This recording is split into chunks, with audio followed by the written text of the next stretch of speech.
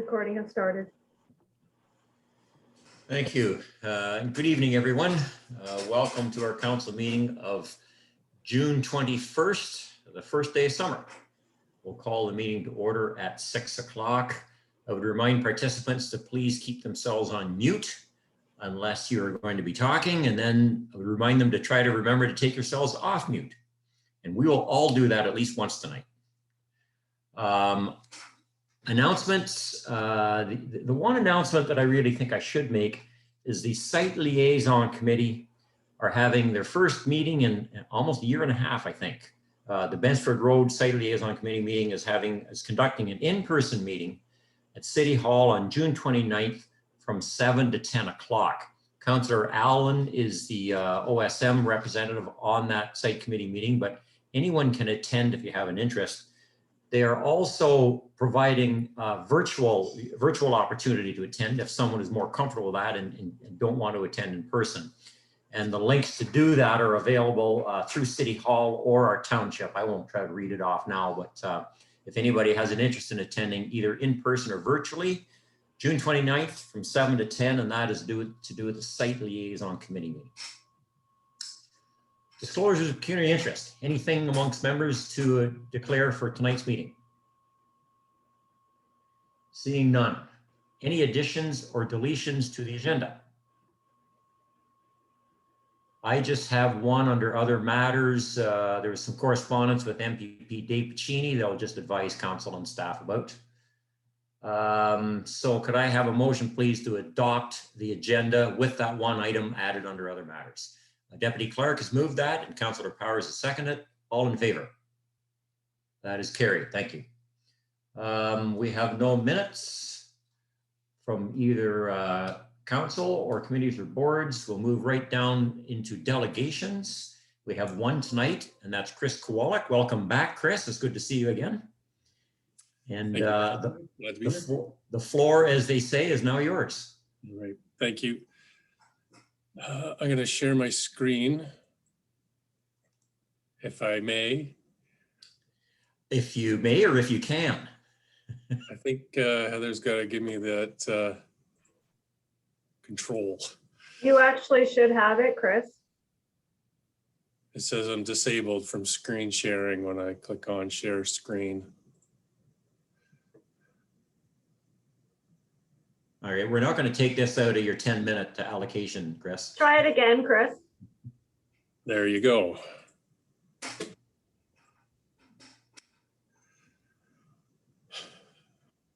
You should see that okay? Yes.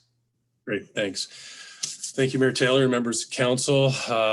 Glad to be back in front of you this month with a presentation presenting the interim report for the Community Safety and Wellbeing Plan. The purpose of the meeting, the purpose of my presentation is to give a quick update on the interim report and asking council to pass a resolution accepting the interim report with the objective of submitting that to the Ministry of Solicitor General. Screen here. As we know, all municipalities in the province of Ontario are required to submit a community safety and well-being plan. We're submitting this interim report to have something for the July 1st deadline and to show the province that we are making progress. We do have an advisory committee and we are pulling a plan together or a strategy together to create the plan that the city, county, and 8 townships have agreed to do in collaboration. The interim report, as you've seen, is high level. It's not making any commitments on behalf of the municipality. So one change from when I spoke with you last month through some of the input from advisory committee members, as well as the senior administrative staff at the city when they were reviewing this report to go to city council, didn't think January 1st, 2022 was realistic. So pushed it out to spring 2022. And that's the date we were going to report to the province as well. As I mentioned at the previous meeting, just adding this for the record, that community safety and well-being planning involves taking an integrated approach to service delivery by working across a wide range of sectors, agencies, organizations to proactively develop and implement evidence-based strategies and programs to address local priorities related to crime and complex social issues on a sustainable basis. We'll be identifying risk factors related to discrimination, crime, victimization, and a whole host of other risk factors. It'll be the work of that advisory committee to prioritize those risk factors into those that will be included in the eventual plan for your council and all councils to consider locally. Looking at those strategies to reduce those risk factors and creating measurable outcomes for those strategies that we're planning to produce. This should look familiar, just showing again that this structure will find its way into the final report. And as we look at over the coming year, interventions on the social development level, prevention level, risk intervention level, and emergency response level. What we're working on locally, again, very high level, forming the advisory committee, which we have done. Going to have to be collecting relevant data, looking at relevant plans, local assets as far as different committees that may exist, the situation tables, committees locally in your township that may exist that could relate to this plan, searching existing data, whether it be StatsCan or any other source of data. We are members of the local data consortium, so we'll be mining those sources as well, and certainly the expertise from the advisory committee. And as I mentioned, we will be undertaking community consultations. For permitted, we will do as much as we can in person. But if not, certainly there'll be an online survey. We'll have some form of roundtable or workshops that focus on key areas. You can think of things like homelessness or mental health or addictions issues that could see as just as examples. There would be more. As I mentioned at the last meeting, it will be up to each township and your rep through Heather to identify those local rural challenges, to bring them to the table and have the appropriate attention paid to them and inclusion in the plan. Again, looking at selected and identified risk factors, strategies, and measurable outcomes. Advisory committee chose to look at the key themes coming out of the community well-being plan, these 7. I'm not going to go through each of them. You have them in front of you in the interim plan. The items and ideas and issues that are listed under each of these in the interim plan came from input from the advisory committee members. They were asked to look at these 7 themes from the perspective of the people they serve, whether it be youth, rural residents, folks with addictions, homeless, and provide input on what the advisory committee should be looking into. So those are how, and actually from the well-being plan as well. So that's how those items came to be in the interim report. Happy to answer any questions. I do have another slide with a sample resolution that council may consider passing. But I'm happy to answer any questions that you may have about the interim report.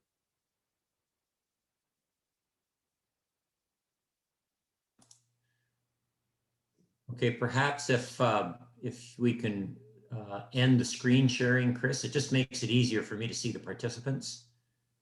That's great, thank you. Okay, are there any questions to Chris? Deputy Mayor Clark, go ahead. Yes, thank you through the mayor and Chris, thank you for coming in front of council on your presentation. It's very comprehensive and certainly you can see there's a lot of work going on here. Just a couple of questions. If you could just give an example of some of the measurables. And also I know that, at the schools, sometimes things are picked up, and are they part of that consultation process in our community? Through you, Mayor Taylor, both school boards have members on the advisory committee. We have other youth organizations, Youth Emergency Shelter, or Youth Services are also members of the advisory committee. The province has identified youth. They do mention youth, and there's a high expectation that there will be some level of focus on youth in some capacity, whether it be around mental health, drugs, on the education side, whatever it may be. I'm not going to preempt the advisory committee and the work that they're going to do and the consultation work, but certainly there'll be appropriate attention paid to youth issues.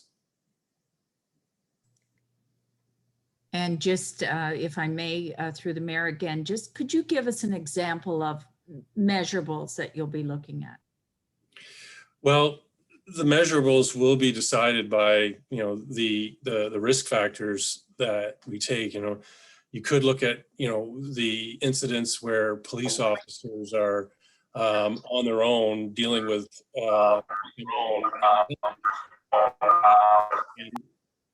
sorry, I'm getting a lot of feedback. Yeah, there's some feedback there. Okay, go ahead. Try it again, Chris.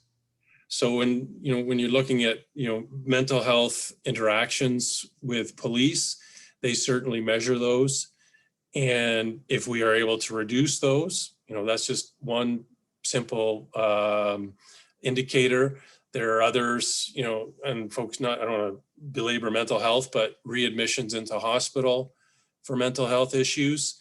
We're trying to avoid those emergency responses where someone dealing with a mental health issue would be better served through community services of some kind, whether it be through CMHA, forecast, or whatever it may be, finding better upstream measures and services so that they don't get into that emergency situation where police, EMS are being called or they're visiting the emergency room.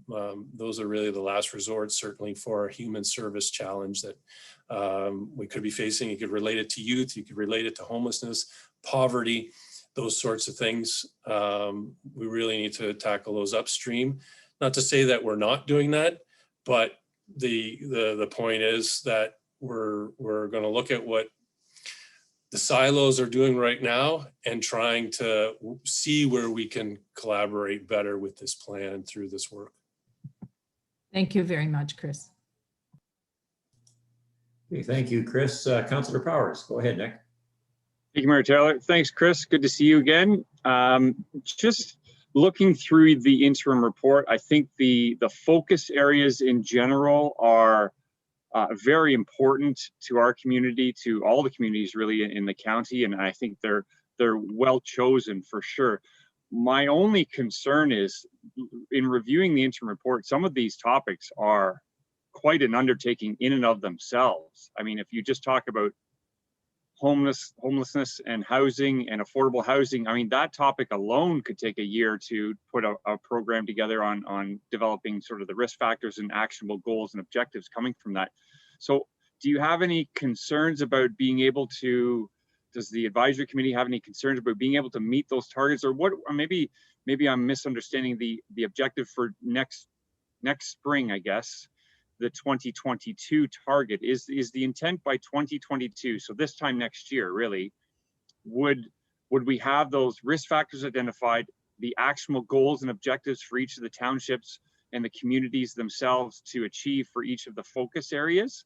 Because that's my only concern, I guess I would say, Chris, is some of these are quite an undertaking. They're not small by any stretch of the word. Through you, Mayor Taylor. Yes, you stopped at the appropriate point. The plan will be in place and those strategies, and certainly in those key themes, those 7, you could put 100 actions under each of them easily.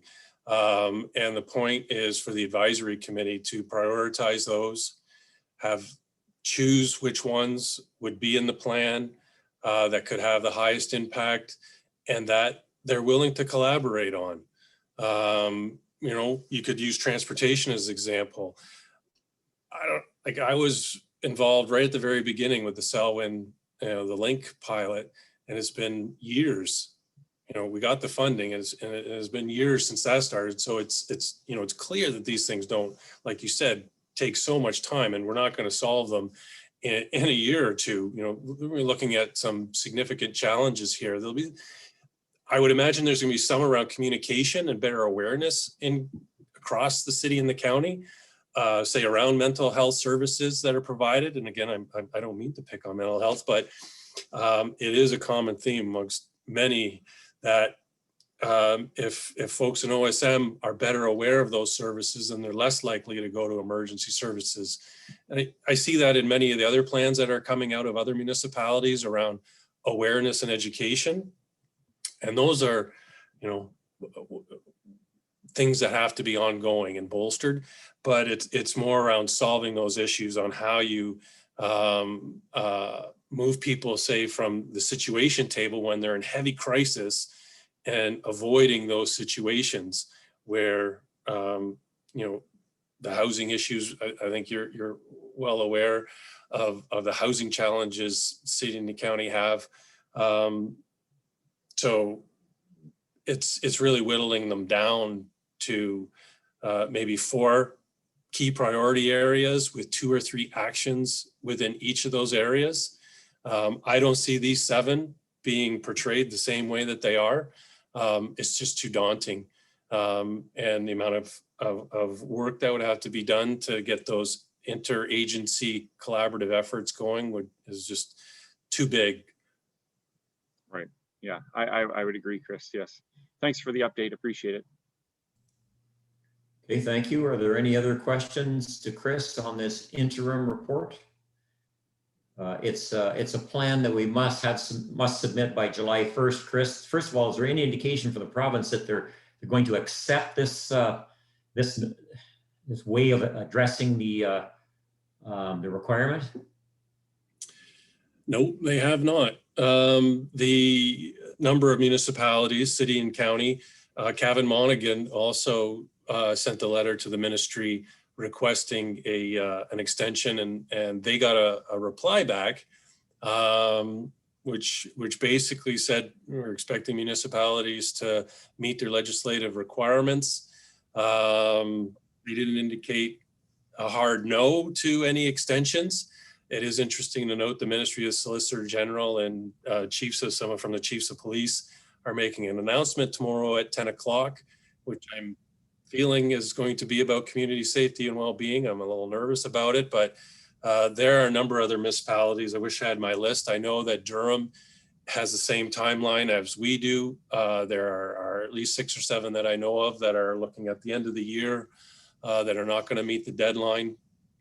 And again, Mayor Taylor, it's trying to show the province that we are making progress. And if they, come to us for more information, we will share why our plan has taken this long, and the challenges we had early last year, just before COVID hit, as we were trying to get this ball rolling. Okay, well, I mean, I don't know what the province can do. We've got an interim plan here for them, and we have no control over how they receive it. But the best we can do is send it in and see what happens. I've got 2 comments to make for you, Chris, before we ask for resolution here. The first is that under the theme of safe and healthy communities, one of the bullet points talks about human trafficking. And it's a really important topic. We used to think that it was a big city issue, but unfortunately we find that that's not true. And it's very relevant and very real in a lot of the small rural communities like Otonabee-South, Monaghan, and all the other ones in the county of Peterborough. So I'm glad to see that's in there. And I think it's an important enough topic that it deserves quite a bit of attention. The other comment I want to make, and this dovetails quite nicely under what Councillor Powers said, and by no means am I suggesting any changes should be made, but I couldn't help but notice, Chris, this task is daunting enough as it is, but you have got a committee, an advisory committee with 34 members covering 7 themes with a total of 64 objectives. Now, I tell you, I've had the ability to be a member of and participate in a lot of committee and board meetings for quite a number of years. And I can't imagine trying to get something done with 34 members on a committee. So good luck to you. I hope you can make it work. I know if it can be done, you will do it, but it is a daunting task. I will say maybe a little differently from what I said to Councillor Powers is there's no way all of that's going to make it into the plan, like for the very reasons you just said. It's just we cast our net pretty wide. These are a lot of the issues. The advisory committee hasn't had a chance to evaluate them. We're going to work on, when we do our community consultation, we're going to get themes out of that as well. We're not going to rely on it 100%. We're going to look at data. Human trafficking. If the data shows and the police say and the city and the rural municipalities say this is something that has to be in the plan, and the agencies that are around the table and in the community that end up talking about it say that we will take, we're doing this right now. Are we able to do this, this, and this? And if they agree, then that's what we need in the plan, those things. And if nobody says they're willing to work, can do more, then it's probably not going to make it into the plan because we're not able to take additional steps collaboratively to address it differently. And that's just one example. It's not to say that it shouldn't be addressed and more resources and time put to it, but I think like I had mentioned, if 4 or 5 key areas come out instead of these 7, and that there are maybe 2 or 3 or 4 priority, actions under those, that we may be looking at most, 12 to 15 measurable outcomes that would come out of this plan versus everything that's in here. Okay, very good, Chris. Last question from Deputy Clerk. Go ahead, Bonnie. Just a comment, Chris, and you're aware, but for fellow councillors and anyone on, the human trafficking is huge and has been for a number of years in Peterborough. And when an individual is trying to be rescued from the situation, they're put on a priority housing list. What shocked me the most a number of years ago, in saying that, I assumed that if you were on a priority list, that would be addressed in a timely fashion. And instead, these individuals are still on a priority list waiting for 3 or 4 months for secure housing, which just baffled me to no extent. I wish that if that is a priority, that we would have some housing that is kept vacant to address those needs immediately, rather than, because it stops people from getting out of it if they can't at the time have that secure situation. So that's my only comment around that. Okay, thank you, Bonnie. Chris, with your presentation, we do have a copy of I'll call it a draft resolution. I expect that that's what you're hoping council will support tonight. Yes. Okay, I'll read that, council, for your consideration. It's on the agenda, but I will read it. Whereas municipalities are required under the Police Services Act 1990 to adopt a community safety and well-being plan. And whereas all local municipalities in the city and county of Peterborough are working with a multi-sectoral advisory committee to develop a community safety and well-being plan, therefore be it resolved that the interim report of the Community Safety and Wellbeing Plan be endorsed by the Township of Otonabee-South Monaghan with the goal of completing a full plan in the spring of 2022. So that's the draft resolution that we're putting forward tonight for council consideration. Is anyone willing to move that? Councillor Powers has moved it. Councillor Howie has seconded it. All in favor? That is carried. Thank you very much, Chris, and the other 33 advisory committee members. And thank you, council. And we will look forward to this plan progressing to a final report, which hopefully will deal sometime in the new year. Thank you. Okay, moving now down our agenda, we come to staff reports. 10.1, this is a Public Works Activity Report, and I see joining us tonight, we have Harold Nelson and Craig Bucks. Today, I understand, was Craig's first day on the job. So welcome, Greg. I'm just going to go out on a limb and say, since it is your first day in the job, it's probably not fair to ask you to present this report. That's probably what Harold's going to do for us tonight. So, all right, go ahead, Harold. The Public Works Activity Report I expect is first. So we'll pull that one up.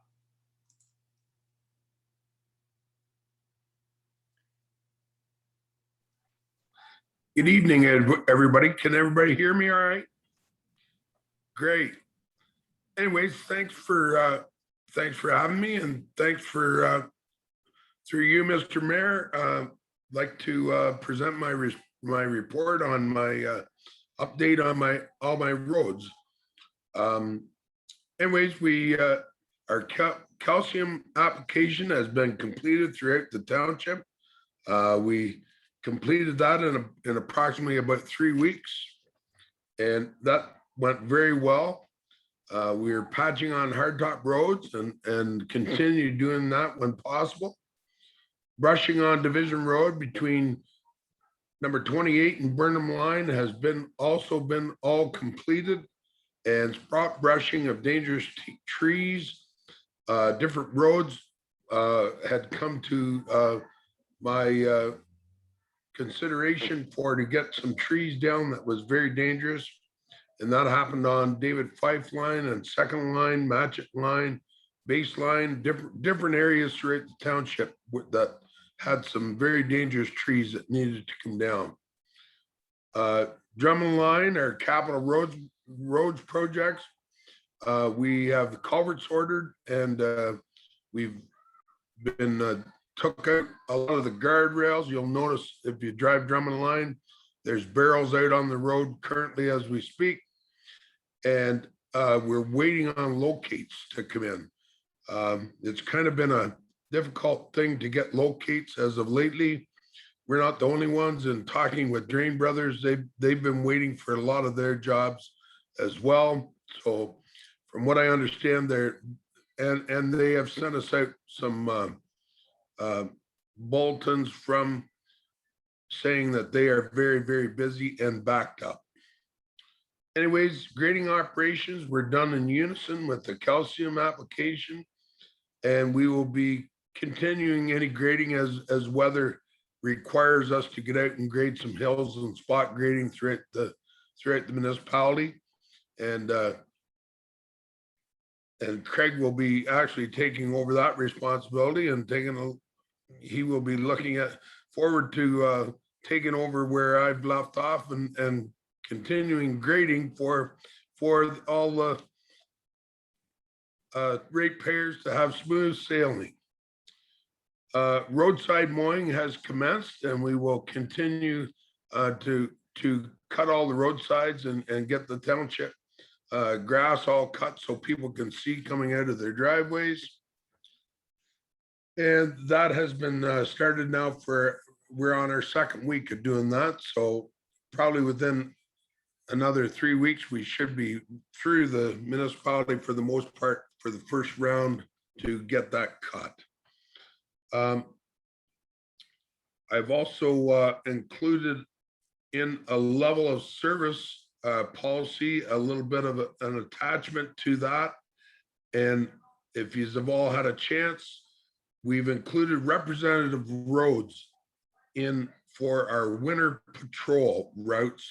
And that's imperative that we actually have representative roads that we can check throughout the municipality and use that road to make a judgment on when we send plows out or how we patrol roads throughout the municipality for the winter months. I think everybody probably understands what I mean by that. And if there is any questions, why, please definitely ask. In the process of getting the mesh program up and running, that is also going to extremely help us in doing patrolling and a lot less work in paperwork as we go digital in a lot of areas with this mesh program. Our traffic signs and reflectivity inspections have been done. We have had a meeting with Advantage Data, and just a little input on that. When Duro Dummer actually had their roads signs, all signs done, we were in a lot worse shape than Otonabee, and I believe a lot of municipalities were in a lot worse shape. In even talking with the people that do it, we had a rating of a 74.27% rated as good. And what they were seeing in most municipalities when they first went out and done these signs, you generally have about a 50% average. So that's kudos to having our signs being looked after in the past, and also having signs up to snuff, which is a pretty good average, that we only have 25% that are poor. And from that, we've only had a few, I believe 16 in number was for a full failure. So that's a pretty good average, I believe, for having our signs in order. And we got them ordered and going to replace all the signs that we have to have replaced, and replace them as we see fit going forward. That's more warning signs and stuff like that, and also for budget. We're currently also in the process of getting our health and safety training online due to COVID, and updating our staff on WMIS and ladder training. So that's moving forward, we're going to move forward as well. And we'll get that training done online, seeing we can't meet in person, but we can move forward with some of that training. Another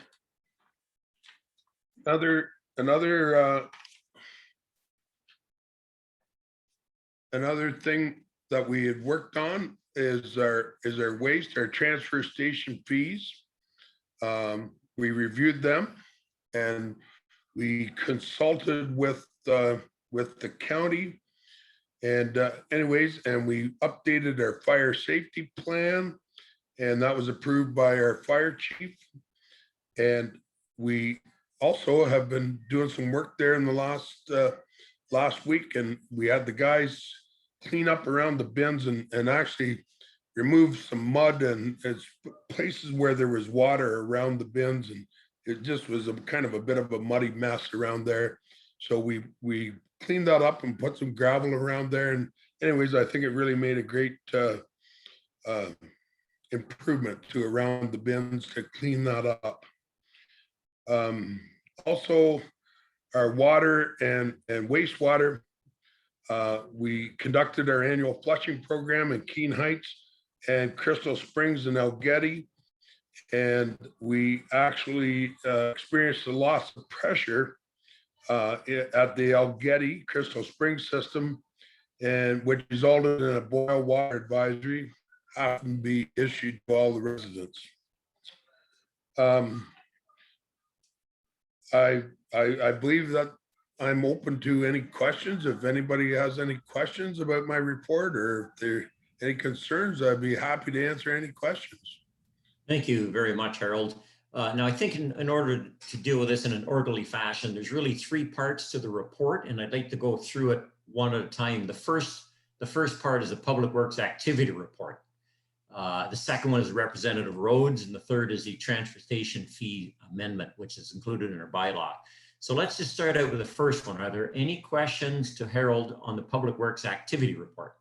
Deputy Clerk, go ahead, Bonnie.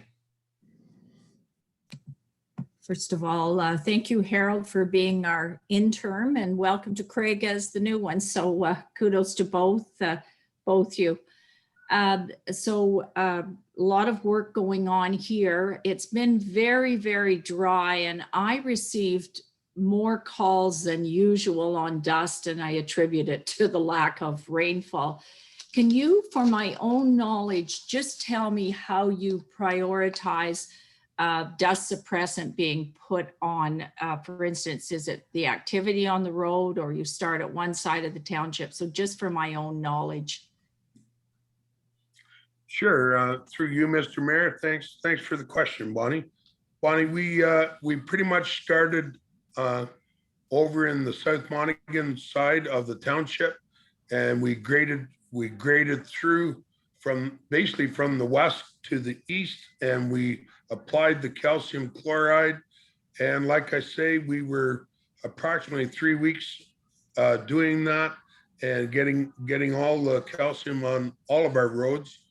And I believe I only had one dust inquiry from one ratepayer that actually had called, wondered when he called me a couple times or contacted us, and other than that, we had no or little to very little dust complaints because for the most part, really a lot of the roads were in really good shape and did not have much dust coming off them from the spring grading. So I believe that also helped us out, even though it had been dry.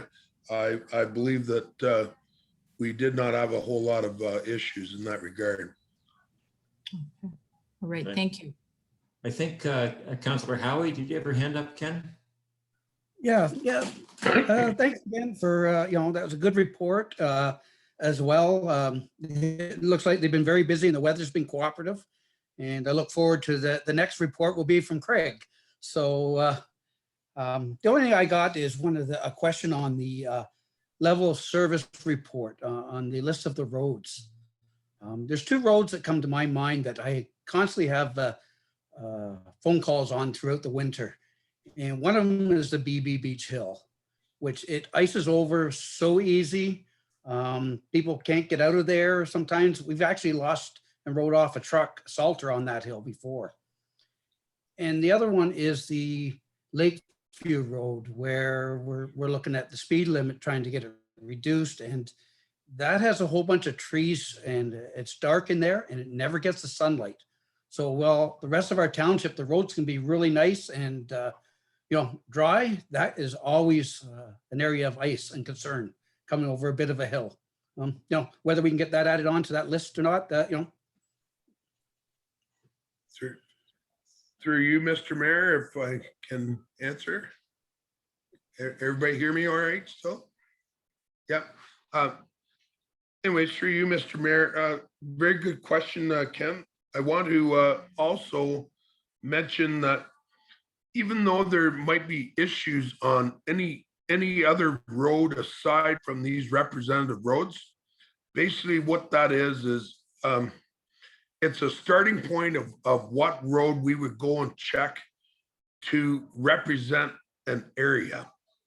And mostly when we're traveling them roads, we don't really want to be traveling in a lot of cases, maybe a dead end road like BB Beach. I'm not saying that it isn't important to know what that is like, but for the most part, a representative road will tell you whether we need to send the trucks out or a plow out or what we need to actually do. So in the case of some of them roads that you've mentioned, the plow, when the decision is made, a plow would be on its way. And that's generally very quickly. Lots of times that decision can be made by traveling one road and saying, okay, I'm going to call the snowplows in and we're going to call the sanders in, and we're not going to go out and travel every road before we make that decision. So it's basically any one of them roads could represent a decision that is made, and it's more or less a document that stands up in court that them are the roads that we will travel to make them decisions on representative roads. Does that kind of make sense to you, how that actually operates, or how that makes, how we make them decisions? Yeah, that makes sense. I know we can't travel every road, and some areas get more snow than others. Yeah. It's a hard one to figure out, I know, because I've seen where it's been a lot of snow right in Baileyboro. You come 4 kilometers in and there's nothing. It just the way Yeah. the weather comes through those hills. So Yeah, correct. And that's kind of what it represents. And that's not to say the patroller could not even go down another road and take a look and still make the decision on whether to call somebody in. I hope that kind of shows you what we're trying to accomplish. It's representative of the area. yep, thank you, Harold. Okay, thank you. Okay, council, what we're doing here is something I'm trying to avoid, and that's bouncing around from report to report. So we'll go back to the activity report first before we move on to the representative roads, because I know there's going to be questions on all 3 reports. So just to try to keep some semblance of order, are there any further questions to Harold on the Public Works activity report? Councillor Powers, go ahead, Nick. Thank you, Mayor Taylor. Thank you, Harold, for the update. I appreciate that. All very good information. A couple of points I just wanted to get clarification on. One is the calcium chloride. I know in years past, just following up on Deputy Mayor Clark's comments, in years past, I have received, certainly near the end of the summer, in specific areas where they've called and said, hey, it's now dusty again and my house is filling up with dust. Do we have availability within our budgets and our resources to provide additional calcium chloride at the end of the summer? Is that considered, is that frowned upon to do that? Or is it something that we could do in certain circumstances? Through you, Mr. Mayor, another great question, Nick. I can tell you that we have applied all of the calcium that is required at this point on the roads, and what we did was we put down that at approximately 3 ton to the mile, which is an MTO spec from years ago. I could figure it out per kilometer, but anyways, I guess I'm real old school when we're talking about ton to the mile, and that's 3 ton to the mile is what will actually solve dust for a year, or that's what MTO recommends. And so that's what we applied to our road system. And now, I'm not saying that sometimes, yeah, there is some spots that could get a little dusty, or for whatever reason it loses its calcium, that maybe a water truck can bring that back up into the top surface of the road. When a road gets really dry and we experience dry times, lots of times calcium will seek moisture and will go down. So what we do is apply water that brings the calcium back up to the top surface of the road later on in the summer. And that's how we avoid putting on more product. It's expensive to redo it twice. We just do not have them kind of budgets to, unfortunately, to do that twice. And so most times it's been my experience over 30 years to just go back out and when we start our fall grading, when we are applying the water, it generally brings the calcium right back up in the road, and we do not apply it the second time, because otherwise we'd be looking at double the money to apply to all of our roads. And we do have a bit of calcium in storage for problem spots, hills, stuff like that we can apply, but as far as doing all the roads, no, that's pretty much a no-no as far as being able to do that. Yeah. Hope Okay. that answers your question. It does, yes. Thank you, Harold. Yeah, and certainly I wouldn't expect to have it applied to all the roads again. I was just curious if there were spots that we needed it. So thank you for that update. That's good. Just a follow-up question around the same report. If I could, around the signs, I was happy to hear that seem to be doing much better than a lot of our counterparts. In terms of the replacements that you referenced, just looking at the numbers here. So when you had identified that you had some on order, they were going to be replaced, There were 16 that were, I think you identified as really bad shape, really bad. And then I guess there was another 100 and whatever, 30 something that are rated as poor. In terms of replacement, are we required to replace all 140 in total that are rated as poor? Is that a requirement for us? And if so, well, I guess in general, what's the budget implications of replacing 140 signs? And do we have to go into reserves to pull that to replace these signs? Sure, through you, Mr. Mayor, again, really good question. Well, if I look at 140 signs on average, we don't have to replace all of them at once. A lot of them are warning signs, and the reason they have failed is they are engineer grade signs. Most of them are warning signs which are yellow. And unfortunately, what we found out in the last number of years, some of this engineering grade or the sheathing that comes, it's engineer grade, and unfortunately, it can fail right off a brand new sign that's brand new. They're failing, and what we've done is we've increased that to order a better grade of sign. We don't want to be buying signs and having our signs as soon as you pull it out of the box, it's failing. And what we're finding is that a lot of that sheathing is coming from China, and it just does not have as good a specs as what we would expect to be on them signs. So in answer to your question, no, all of them signs do not have to be replaced. If I looked at a cost, and I did, it'd be awful close to about $5,000 just for the signs to replace everything. The 16 mandatory are regulatory signs. We have no choice in the matter. They have to be replaced and put up. They are regulatory signs, and we have a time limit on having them installed and put up.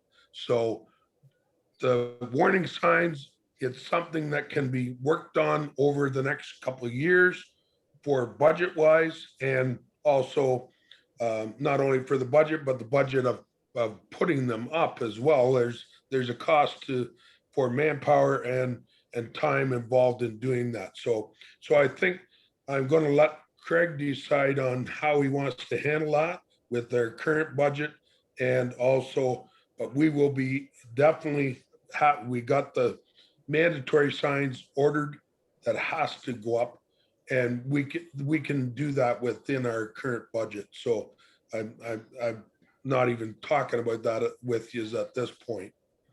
Okay, great. Thank you, Harold. Appreciate that. Okay, thank you. Bonnie, you have another question with regard to the public Yes, protection report? just following up, the road that I got all the calls on was the baseline. It's heavily traveled with traffic, and I see Craig making notes. So anyway, that's where I got calls from several residents, was the baseline, and you'll find out it is heavily traveled. The other thing, just curious, Harold, and it doesn't have to be at this meeting, but what is the cost of the calcium? And I certainly appreciate per miles. I'm still in that jargon. What is the cost per mile roughly? Or do you have an idea, or can you get it to council, Craig, at some point? Well, I can give you an approximate cost of what it costs to do approximately about 10 kilometers. Yeah. It costs approximately, Bonnie, again, depending on your, that's a tractor trailer load of calcium. And each tractor trailer load of calcium will, at approximately 2,700, or 27,000 liters, I should say, will do approximately 10 kilometers. And that's roughly right around $6,000 mark for that load. Okay. That helps you. Yeah, yeah. roughly close to that. Yeah, exactly. Yep. No, that's fair. And my only other question was around the loss of pressure over at the Crystal Springs. What with the flushing loss of pressure was experienced, and what was the cause of that, Harold? That I'm not really sure of. It was they had an issue when they were back flushing. I am not exactly sure, Bonnie. It's just Yeah. when they notified us and said that there was a loss of pressure and that they needed to put on a, well, they notified the health unit, and the health unit advised a boil advisory on that after the back flushing. So I'm not really sure why that is, but I trust that Aqua knew what they were doing, and that's what was advised from that. So there was no failure of our aging infrastructure over there. I don't believe so, or nothing more come back to us anyways, that just other than the boil advisory that needed to happen. Okay. And Bonnie, something else through I can tell you that Baseline Road was the last road that we actually calciumed, and we actually put it on 8. So we put it on too wide on that whole road. And now that we've done that, it was the very last road that we actually calciumed.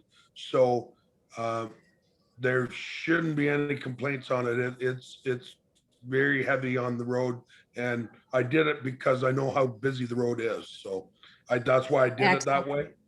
So I have my doubts if we'll get any complaints on it.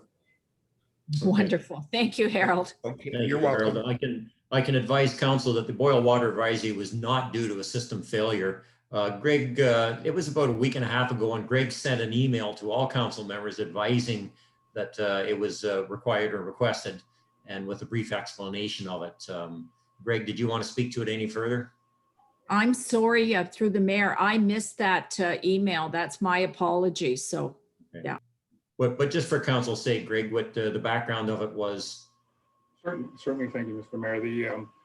The background that so Heather was advised by Aqua that there was a loss of pressure during the flushing from on the Algetti system only, and so we've been in touch with Aqua and just to have a conversation about, and we're going to have a future conversation about how the flushing may have been undertaken, right? And just so we can make sure that, and but we've been advised that there were no mechanical issues, no mechanical failures, there was no distribution failure, so that would be the actual pipes that would have failed.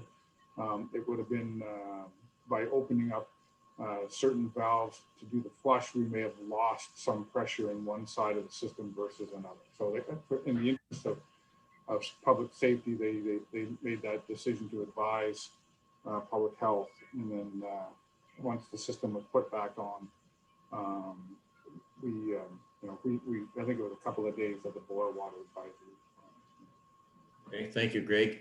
All right, council, we're gonna move it along here. Going down now to the representative roads report. Harold's given a brief description of that.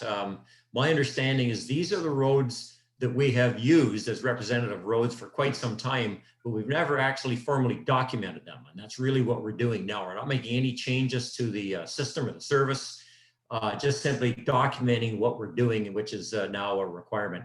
And Councillor Howie, just FYI, Lakeside Road is on the representative roads list. It is there. Are there any questions to Harold on the representative roads report and the list of roads that's contained within it? None at all. Okay, go ahead. Okay, Ken, go ahead. Sure. Actually, just my error there. I see it as Lakeside, but actually I think I was meaning Lakeview in my earlier discussion, so. Maybe you did say Lakeview, Ken. Okay, sorry. All right. Are there any further questions about the representative roads? If not, then we'll move down to the transportation fees. The list is there of the proposed amendments. As I said, they're also contained in our bylaw, which we'll be dealing with later. Are there any questions to staff on these new proposed fees? Councillor Powers, go ahead. Thank you, Mayor Taylor. Harold, just out of curiosity, I've noticed that the prices have gone down quite a bit in terms of what we've charged in the past. I'm sure our users are going to appreciate that. And so I see Mayor Taylor is shaking his head. Maybe I'm No. misinterpreting this. The red are the old numbers. The ones on the left-hand side are the new numbers, and if that's contained in the bylaw, the new numbers. Oh, yeah, I was just reading the tipping fee schedule, and I was interpreting that the red is the new number. No. Okay, all right then. I will backtrack on my congratulatory comments around reducing the fees for our users then. Right. Any other questions to Harold on these proposed fees? Go ahead. I know that was looked on in depth, and what I will say, Council, is there's some substantial fee increases here, but that's largely because we haven't increased the fees at the tipping station in a long time. And had we done more regular increases, it wouldn't be necessary in some of these line items to have such a big increase now. So it's housekeeping that's long overdue, and that's why some of these rates have gone up substantially, just because nothing has increased at the transfer station. And I'm not sure, Heather, when was the last time we reviewed and increased the fees, but it's a long time ago. I know Heather's looking it up, but are there any other questions while Heather's going through that? Go ahead, Bonnie. Oh, Heather's off mute. She must have them. Okay, Heather? November 2013. 2013. Okay, so 8 years ago. Yeah, and that shows, sometimes that strategy backfires. We try to hold the line, and then you got to raise the increases more than you really like. But anyway, that's what's proposed there. Bonnie, did you have a question with regard to I that? just wanted to make a comment. I certainly support the increases. We all found out how important the transfer station was.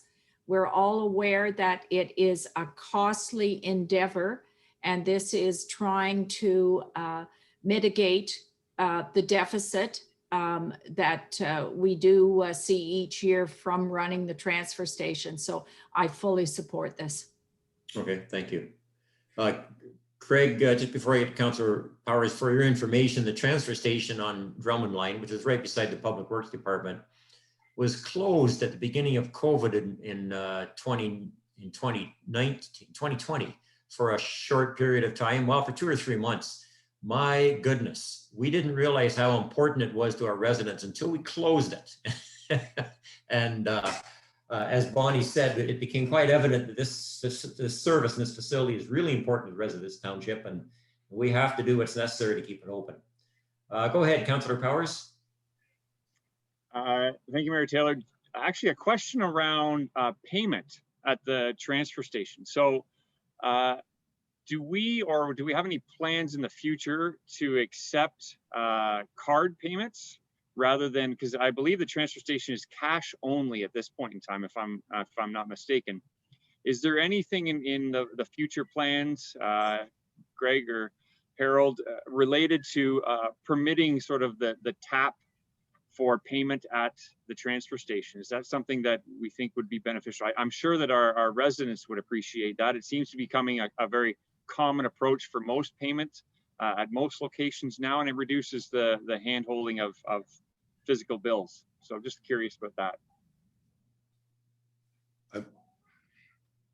Through you, Mr. Mayor, I can tell you, I'm not sure whether we have even looked at that. Heather might be able to answer that question better than I could, but I do know that up at Duro Dummer, we had tried that and looking at advancement on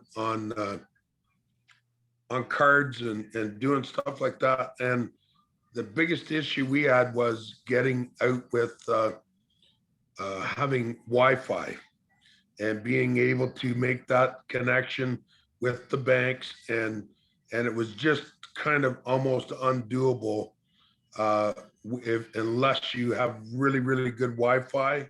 And there might be some more advancement in that, and I'll let maybe Heather speak to that if she has any answers on that. But I do know that that is a huge problem with trying to go that way, and in some cases, the fees of what they charge is enormous for unless you're doing a certain amount of business a year. They seem to want to really tack on a lot of fees on what we had looked at for doer or dumber. I'm not sure if it's been looked at in OSM here or not, but maybe Heather can speak to that. I believe we did look into it, and it was the same issues with connectivity and the fees. So we may revisit that again, but that's when we have looked into it. It was prohibitive at the time. Okay, thank you. I think be- that's a good point. I was just going to say, I Go think ahead, it would be something that it would be appreciated if we could look at it, and I think that our residents would like to have that as a service offering. Of course, seeming that we can do it at a reasonable cost, of course. Mr. Mayor, if I might, just as a cap on this one, the issue is going to be connectivity. If council recalls, we last fall introduced the Paymentus payment system that we could use, which gets rid of the fee issue for us. And if you notice, we've provided that online for council tax, or for people to pay their property taxes through Paymentus. And so we have an opportunity to do that if we can get the connectivity to that site. So we do have a method to collect that payment, which is not encumbered by high service fees.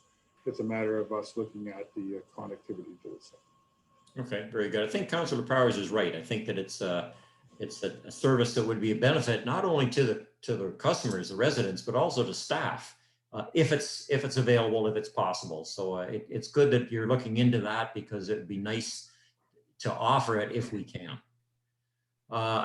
Councillor Howie, you had your hand up. Go ahead, Ken. Yeah, just for some information, what I use now is it runs through a cell phone service. I have an option, either I can go with Wi-Fi or just a regular cell phone service. So if you got cell phone service, the debit machines work anywhere. I have a mobile one, you can carry it anywhere around. Okay, well, staff can look into it and decide if there are options, which one is best suited for this particular situation. So good report, Harold. Thank you very much.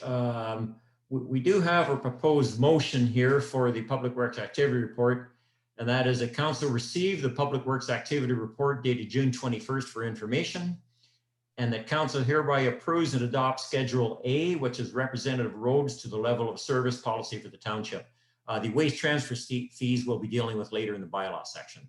So is council willing to make the motion that we receive the Public Works for information and adopt the representative roads? Councillor Howie has made that motion and Deputy Clark has seconded it.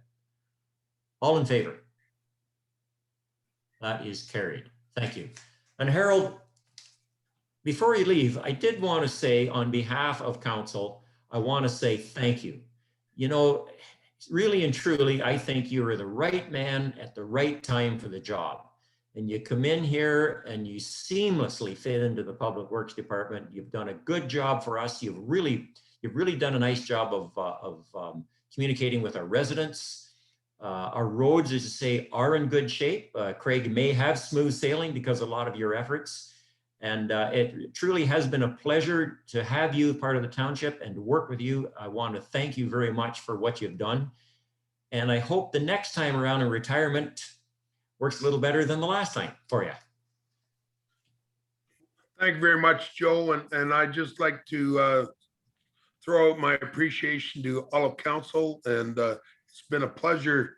It's been a pleasure coming in and working with the staff. Greg and Heather and all the staff has been great with me. And I'm looking forward to turning over turning the ship over to Craig as he starts his path. And I'm going to show him around, and I'm going to be around for a little bit and maybe even do a little bit of some background work that I can help Craig out with and help help the municipality out in the here a little bit in the future. And anyways, we'll be talking with. I'm going to ride off a little bit. I'm going to go take some holidays and anyways, it's been a pleasure, and I appreciate the opportunity to work with such wonderful people. And thank you very much for that, council. Excellent. Thank you again, Harold. Thanks, Harold. Okay, moving down now to 13.1, which is planning. We have consent application B37-21 to consider tonight, and our planner, Ken Scullion, is here. It's all yours, Ken. Thank you, Mayor Taylor. This is consent application B-37-21 for the lands addressed 1661 Division Road. The subject property is located at the southwest corner of the intersection of Division Road and Pleasure Line. The purpose of this application is to create a vacant residential lot at the southeast corner of the subject property. The lot has approximately 74 meters of frontage on Blizzard Line, the lot area of 0.4 hectares. It's currently a barn, a hobby farm, and a single detached dwelling with accessory uses existing on the subject property. It's recommended as a condition of approval that a rezoning application is required to rezone the proposed Zevard lot from rural to rural residential to meet the proposed lot frontage and lot area. Also, rezoning portions of the retained lands from rural to environmental protection to remain consistent with the official plan's environmental protection land use designation, which will limit future development on the retained portion of the subject property. Pretty straightforward severance application. If there are any questions, happy to answer them. Thank you, Ken. Are any questions to Ken on this application? Any questions at all? Ken, I noticed in the key map that was provided that the retained lot or the retained lands have frontage along the entire length of Division Road, all the way from Blizzard Line to Indian River Line. Yes. But yet that's not regarded as the frontage. Why is that?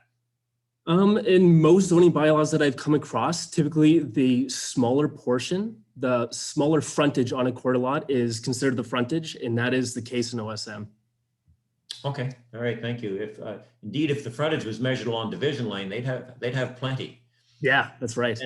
And something else I've got to share with you is that when I looked at a lot that was clearly from one line to another, that's about a mile. And yet the retained lands were only about 30 acres. I thought that can't be right because it's a mile wide. But so I did the calculations, and in fact, it is about right. So it wasn't that I doubted you, Ken, but I just double checked, and yeah, it doesn't have a lot of depth, but it sure is wide. It's a very narrow lot. Yes. Yeah. Okay. So if there's no questions to Ken on this particular application, could I get a motion that we approve it? And there are 4 conditions attached to that approval. Councillor Powers has made the motion. Deputy Clerk has seconded it. And that's, of course, with those 4 conditions attached. All in favor? That is carried. Thank you. Thank you, Ken. You're welcome. Okay, moving down, we come to bylaws. Could I get a motion, please, that bylaw 2021-31 and 32 be read a first time? Powers and Howie, all in favor? Carried. Okay, Heather, would you please review the 2 bylaws? Bylaw 2021-31 is the planning, the mitigation agreement for Fontaine, and this was a condition of severance application B14-21. And 2021-32 is your wage to transfer station fees amended bylaw. Any questions to the clerk or staff on these two bylaws? Seeing no questions, could I please have a motion that bylaw 2021-31 and 32 be read a second and third time, signed, sealed with corporate seal attached? I see Deputy Clerk with a hand up. Councillor Powers has seconded it. All in favor? Carried. Thank you very much. Okay, we have correspondence. We have 4 pieces of correspondence. The first is from the municipality of Hastings Highlands, but a 3-digit suicide hotline. How would council like to deal with that? Deputy Clerk, go ahead, Bonnie. Support, please. Moved to support by Deputy Clerk. Do I have a seconder? Powers is seconded. Discussion? Call the vote. All in favor? Sorry, I'm sorry, Ken, did you wish to say something on that one? Okay, that's carried. Thank you very much. City of St. Catharines regarding Lyme disease. Councillor Powers. Support. Move to support. Seconded by Howie. Discussion. Call the vote. All in favor? That is carried. Thank you. Halton Hills, the elimination of LPAT. What's council's wishes on this one?